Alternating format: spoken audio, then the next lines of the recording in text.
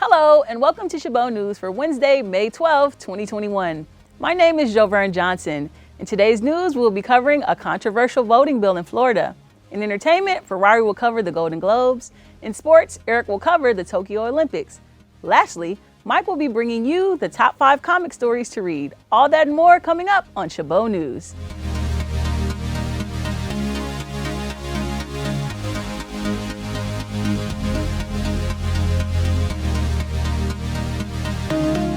Florida's Republican Governor Ron DeSantis signed into law a controversial voting bill aimed at making mail-in voting more difficult. CNN's Diane Gallagher reports. In the latest spectacle in this saga of unfounded outrage over the 2020 election results, Governor Ron DeSantis casting shade on the political process in the Sunshine State. It was on national TV, it wasn't secret. Local media shut out DeSantis, calling it a Fox News exclusive. So right now I have what we think is the strongest election integrity measures in the country. As he signed a bill into law that voting rights advocates say will make it harder for people to cast their ballots. There you go. Bill is signed. Within minutes, the state was sued over allegations parts of the new law, like drop box restrictions and new vote-by-mail ID requirements, are unconstitutional. Now, Florida is following a national trend as Republicans introduce restrictive voting legislation they say are aimed at restoring confidence in elections. Confidence eroded by the former president's baseless claims of fraud in the 2020 vote. The left-leaning Brennan Center for Justice says as of March 24th, it has tracked 361 bills in 47 states that would restrict voting access in some way so far this year. In states like Montana, Kansas, Iowa, and Georgia, those bills are already law. And advocates fear that Texas may be next. They're taking a page from the Jim Crow playbook. Reforms are needed to the election laws of this state to ensure that fraud does not undermine the public confidence in the electoral process. With lawmakers in the Lone Star State considering bills that could add new criminal penalties and restrictions for voters and election officials, including making it a felony to send an unsolicited ballot application or requiring people to disclose why they're assisting a voter, and expanding the power of partisan poll watchers. They're closing polling locations. They're not allowing counties to do outreach on vote by mail. They're criminalizing small mistakes. Critics of the proposals say they target diverse, populated counties that leaned Democratic in the last election.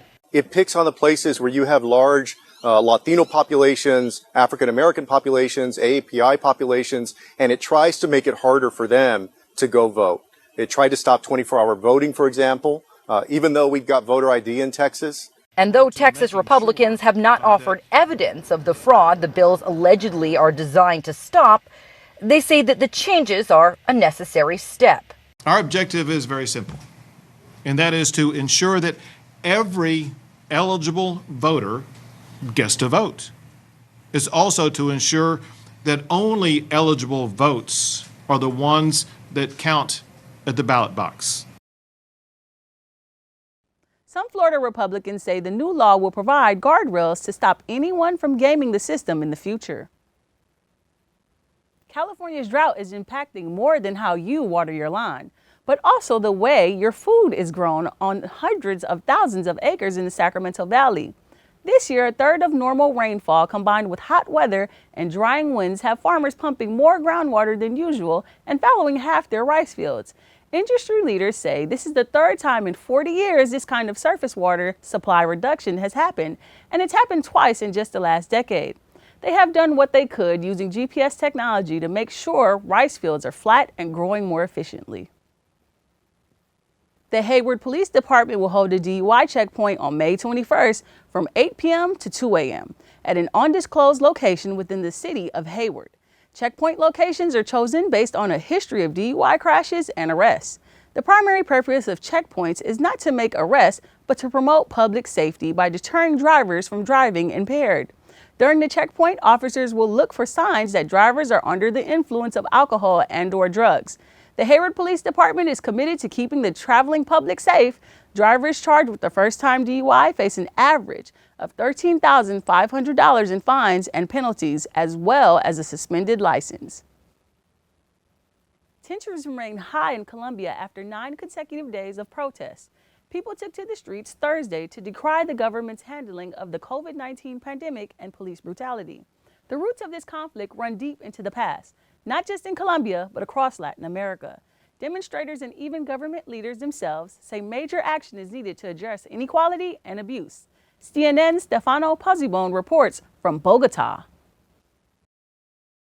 Tensions remain high in Colombia after 9 consecutive days of protest. And yet again, this Thursday, protesters took to the streets to protest against the government's handling of the COVID-19 pandemic and also to protest against police brutality. Here we are at a nighttime vigil to mourn the victims of these marches. And on Thursday, the Colombian Interior Minister said that at least 3 policemen were issued arrest warrants for their alleged involvement in the death of 3 protesters. But when CNN asked him if he would welcome an independent international body such as the United Nations to look and investigate the actions of the Colombian police, which is one of the key demands of the demonstrators who are taking part in this national strike, the Interior Minister refused to answer. And the roots of this conflict run deep in Colombian history and all across Latin America. And this is why it's not just demonstrators, but government officials as well who are making bold calls for action to address the inequality that is fueling these protests. The CNN spoke on Thursday with the Bogota's mayor, Claudia Lopez, who made this call for action. Take a listen. We all need to contribute to a national democratic agreement, a kind of New Deal, right? A kind of Marshall Plan. That's what Colombia and I will say Latin American countries need at this moment. And even though the fiscal reform that originally sparkled this outcry has been withdrawn, these protests show no sign of slowing down. And this is a sign of how deep the unrest is for many in Colombia. For CNN, this is Stefano Pozzebon, Bogota.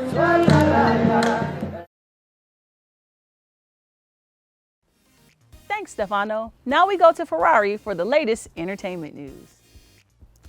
Thanks, Joven. NBC said it won't broadcast the Golden Globes in 2022 amid backlashes against the Hollywood Foreign Press Association, and Tom Cruise retained his Globes in protest. The network announced they will not air the 2022 awards as the organization struggle with systematic racism, ethical lapse, and what the key players see as a lack of serious reform within the small ring. They are hopeful to air the show in January 2023.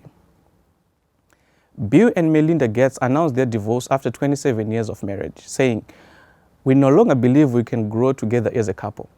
The billionaire couple has 3 children and jointly runs the Bill and Melinda Gates Foundation. Their 25-year-old daughter Jennifer Gates wrote on Instagram, "It's been a challenging stretch of time for our whole family. I'm still learning how best to support my own process and emotions." That's it for entertainment this week. Now back to you, Joven. Thanks, Ferrari. California's population fell last year for the first time since the state population estimates started being recorded. COVID-19 deaths, fewer immigrants, and fewer babies being born are a few of the factors at play. Melanie Wingo takes a look at who's leaving California and who's moving in.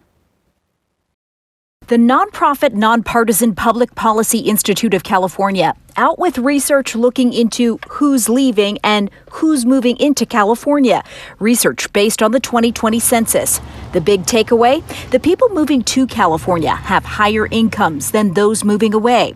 California has been losing lower and middle income residents to other states, and in the past 5 years, the flow of middle income residents out of the state has accelerated. The sellers that are moving out of state do, I think, feel priced out of their own market. And that's a challenge. Shelby Ryburn, co-founder of the More Real Estate Group, says the regional market is booming for higher income home buyers, but that creates a challenge for middle and lower income families. We just don't have enough people selling for the demand of buyers that are coming in. And that works like any other industry, even though it's in real estate.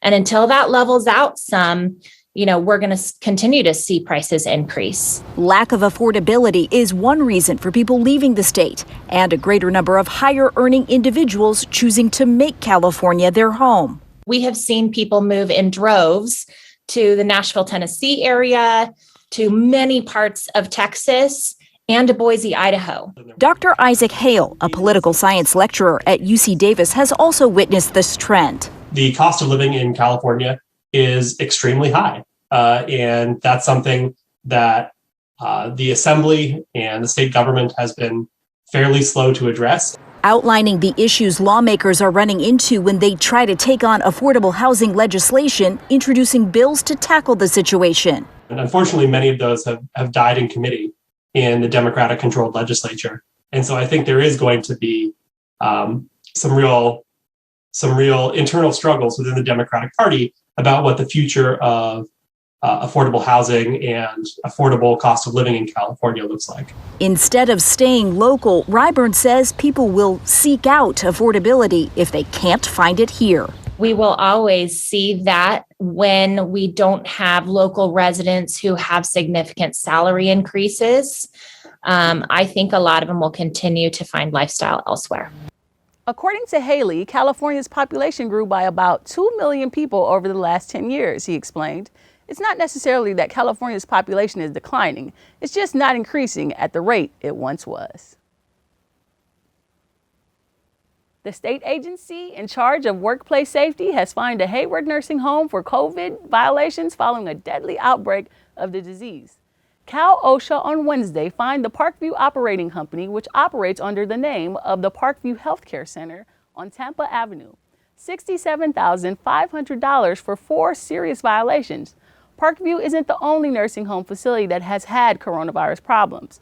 Among the hardest hit facilities were Crown Bay Nursing and Rehabilitation Facility in Alameda, where 118 people were infected and 21 died, according to the county's data. Hayward's Gateway Care and Rehabilitation Center had 76 infections and 19 deaths. Bayview Nursing and Rehabilitation Center reported 15 deaths and 180 total cases, the highest number of cases among all the facilities listed. Now we go to Eric for this week's sports news.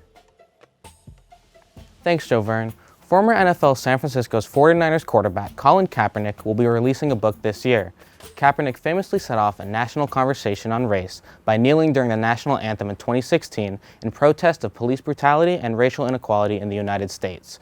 He announced a fall release is planned for the book by his company, Kaepernick Publishing.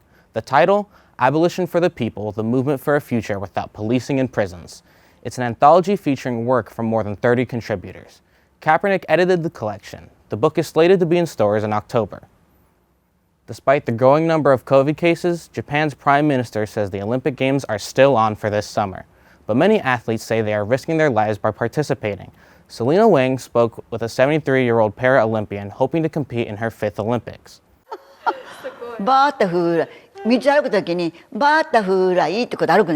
She's a Paralympic legend known as the Butterfly Lady.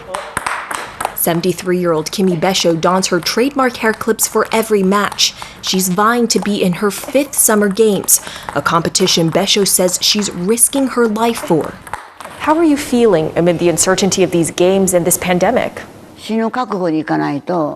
I'm prepared to die under these circumstances, she tells me, but I don't want to die of COVID.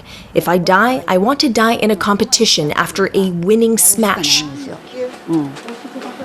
Besho, like the thousands of Olympic hopefuls around the world, is training constantly despite mounting anxiety.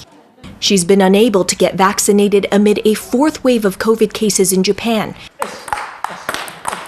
She doesn't even know yet if she can be in the Paralympics. Her qualifiers are just weeks away in Slovenia. Vaccinations are unbelievably slow here, she tells me. I called the health center and health ministry many times, asking, what is going on with vaccines? Besho says she's unable to get vaccinated before her qualifiers, and she's scared to go on an international trip.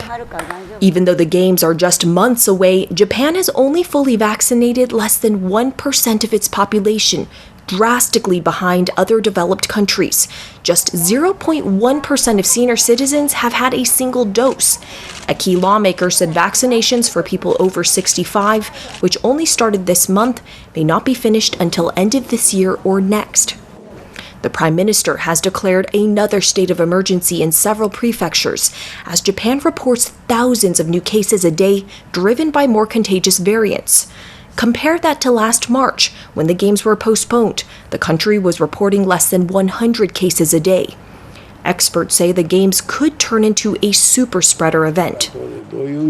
Even one of the highest-ranking members in Japan's ruling party said this month that cancellation remained an option.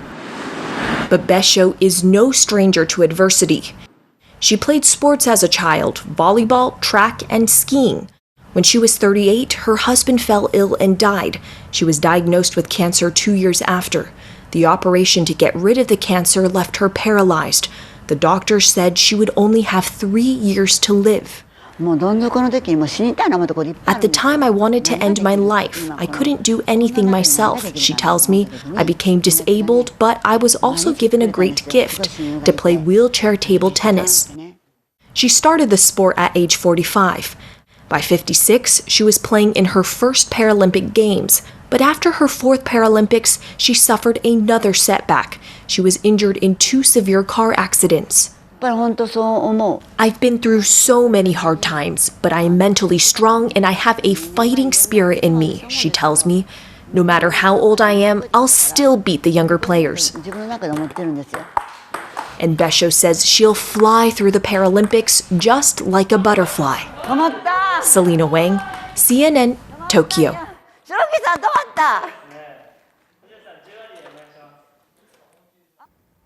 Thanks, Selena. That's it for this week's sport news. Now back to you, Jovern. High school senior Joshua Nelson landed a full-ride scholarship to Southeast Missouri State University. Now this senior wants to pay it forward by donating his personal college savings to another high school graduate.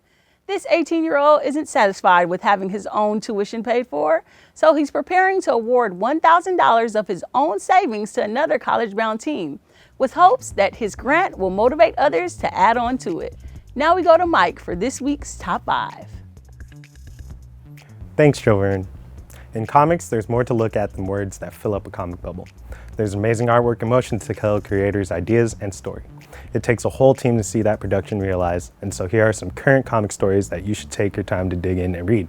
So go pick it up at your local comic shop. And to start our list is number 5, Homesick Pilots. The team behind Limbo, Dan Waters, and Casper Wiggergaard, Star Wars, Peter Cannon, The Thunderbolts, launch a brand new ongoing series in the summer of 1994. A haunted house walks across California. Inside is Ami, lead singer of a high school punk band who's been missing for weeks. How did she get there, and what do these ghosts want? Expect 3-chord songs and big bloody action. That's Power Ranger meets The Shining. Yes, really.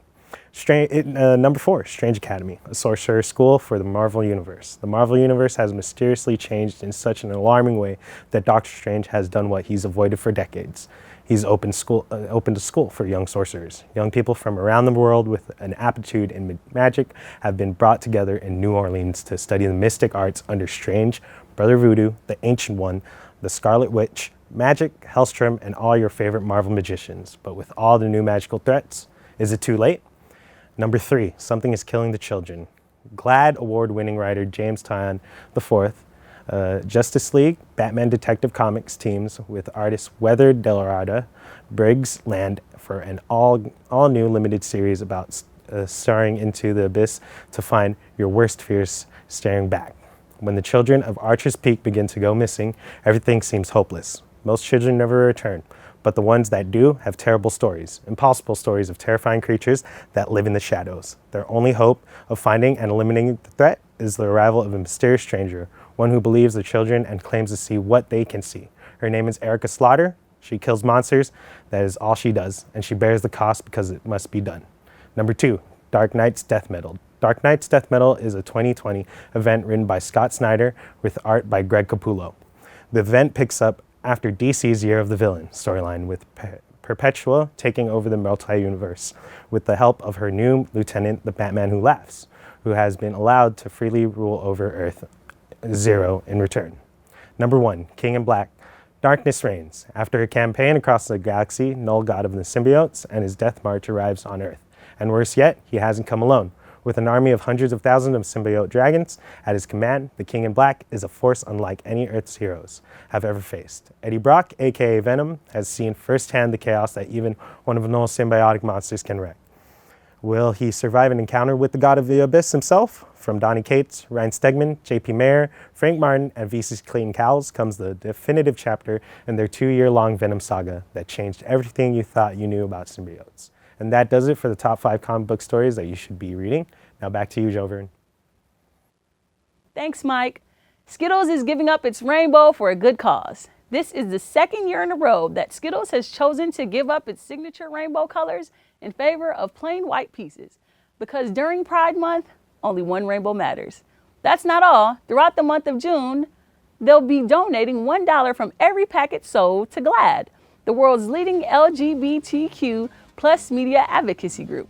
The limited edition Pride Skittles will be available at the end of May at Walmart.